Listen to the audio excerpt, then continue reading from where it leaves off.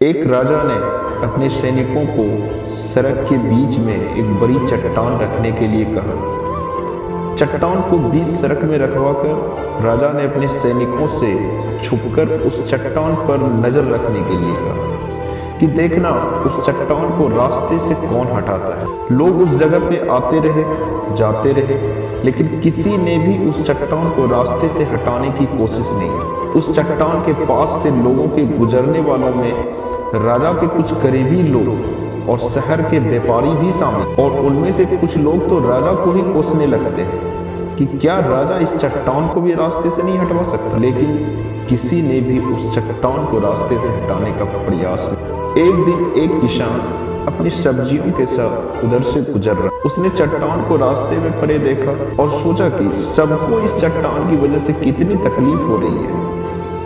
उसने अपनी मजबूत लाठी से उस चट्टान को एक तरफ धकेलने की कोशिश शुरू कर दी। काफी कोशिश के बाद वह उसे सड़क से हटाने में कामयाब हो गया। चट्टान रास्ते से हटाने के बाद किसान अपनी सब्जियों को उठाकर जाने ही वाला था कि अचानक उसकी नजर एक पोटली पर गई, जो ठीक उसी जगह पे पड़ी थी जहां से उसने वो चट्टान हटाए थे।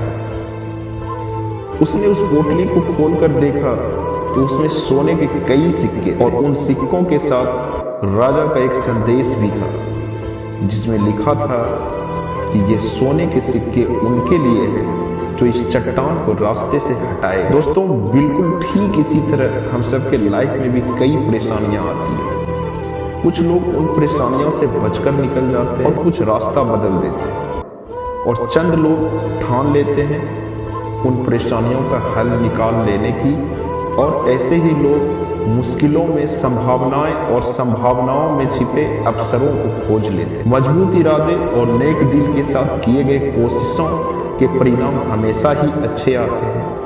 इसलिए जीवन की परेशानियों से घबराओ मत, बल्कि उन परेशानियों का हल करने की कोशिश करते हुए जीवन सफर में आगे बढ़ो।